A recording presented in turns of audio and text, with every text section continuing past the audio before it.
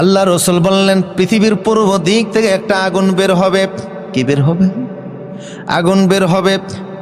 তুহশারুন নাস মিনাল মাশরিকি ইলাল মাগরিব। ওই আগুন পিছন থেকে যখন আসা শুরু করবে, রায়পুরের লোকেরাও জানবে আগুন আসতেছে লক্ষ্মীপুর থেকে, চাঁদপুরের লোকেরা জানবে লক্ষ্মীপুর থেকে আগুন আসতেছে, কুমিল্লার লোকেরা জানবে ফেনী থেকে আগুন আসতেছে, পিছনের থেকে আগুন আসতেছে, সামনে সবাই জানবে।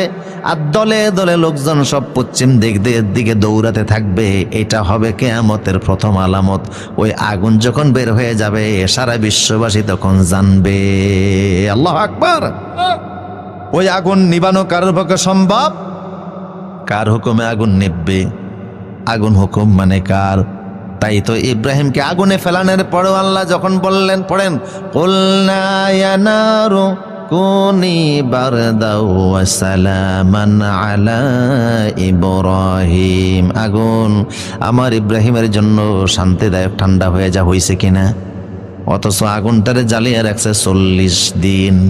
কত দিন? বিশাল বড় আগুনের কুণ্ডলী 40 দিন জ্বালিয়ে রাখলো। অথচ সেই আগুন আল্লাহর খলিলের জন্য শীতলদায়ক ঠান্ডা হয়ে গেল, আরামদায়ক হয়ে গেল। তাহলে বোঝা গেল আগুন হুকুম মানে কার? বাতাস হুকুম মানে কার? পানি হুকুম মানে কার? আমার ভাইরা, এটা হলো কিয়ামতের প্রথম আলামত।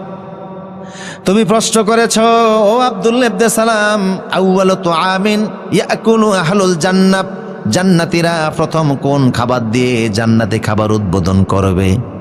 জান্নাতের মধ্যে তো অনেক খাবার থাকবে। ও উতু বিহি মুতাশাবিহা, কিছু খাবার থাকবে দুনিয়ার খাবারের মতোই, আর কিছু খাবার থাকবে যেটা আপনি চোখেও দেখেন নাই। মালা আইনুন রাআত ওয়ালা উযুনুন সামিআত ওয়ালা খাতার আলা কালবি বাশার। আপনার চোখ দেখে নাই, কান শুনে নাই, এমন খাবারও জান্নাতে আছে না নাই? এক একটা খাবারে মিনিমাম স্বাদ হবে 70,000।